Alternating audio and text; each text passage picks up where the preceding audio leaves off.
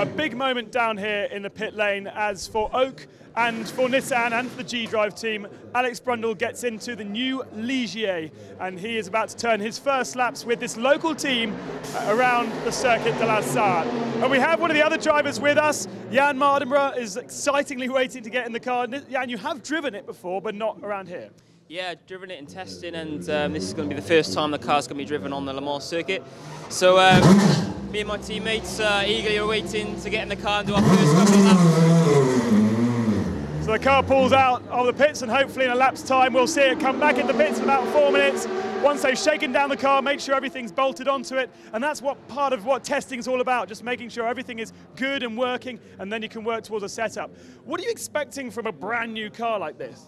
Well, small teething troubles, but we've done lots of mileage in testing. I think maybe 8,000 kilometers in testing, which apparently is quite a lot. Le Mans 5,000 kilometers in the race, so yeah, in the test day, hopefully we're going to find some small issues that we can prepare and sort for the race. But all the drivers are hoping for a nice balance out of the box, so we can concentrate on maybe driver preparation and the seat in the car and just small things. So when we arrive at the race weekend next week, we're completely sorted and can concentrate on car setup.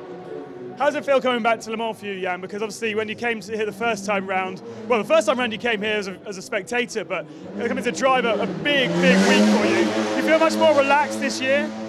Yeah, I feel more relaxed this year. I think last year, because I didn't know how the event went, it's a long week, you know, and yeah, I think now I know what to expect, so I can enjoy it more, I can plan a bit more, and just take in the sights and the fans a lot more, because there's so many people here come down to watch this race. It's just crazy. So I'm looking forward to just going around and exploring more and having a bit more fun, and yeah, a bit more prepared this year as well.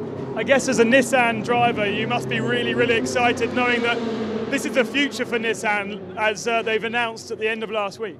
Yeah, Nissan are coming back to LMP1 next year, and yeah, it's a huge announcement for Nissan and a huge announcement for the sport in general, because I mean, 4 major manufacturers racing in the top class. It's you know, back to the 90s when there was so many cars and teams participating. It was awesome to watch. So I'm really excited for Nissan, and I'm really excited for sports car racing in general. And for you, well, we haven't seen you in the WEC this year, but you have been racing single-seaters. Last year it was a Formula 3 car, this year it's a GP3 car. Still broadening your horizons. Yeah, this year GP3, it's a step up from Formula 3. And yeah, I mean, I love racing, and the single-seater racing is fantastic for me. But of course, I love the sports car stuff as well.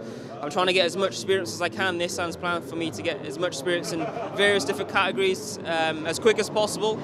And yeah, I'm just lapping it up, trying to improve every time I'm in the car, and hopefully in the future I'll be a more rounded driver.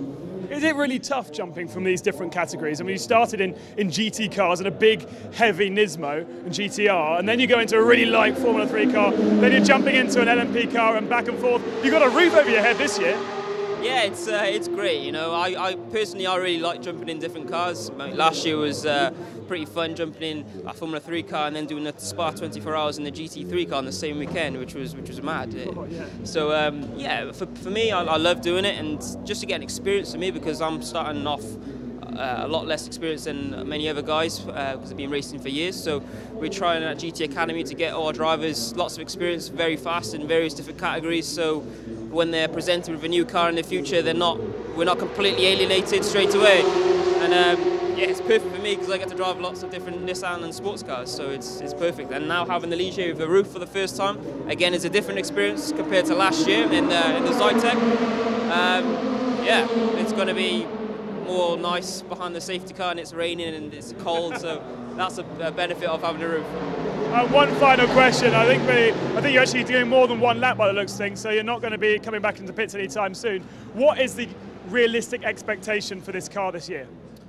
Well, the team want to win. That's the main goal. They come here, do all this testing, develop this car for many years, not to come second or finish not on the podium. So that's the team's goal, and that's certainly the driver's goal as well, to come here and yeah, win the class.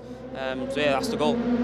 So not only a very, very important moment for the Ligier team, but a very, very talented lineup with Jann MARDENBOROUGH and Alex Brundle in the car, and the target is to win here at Le Mans.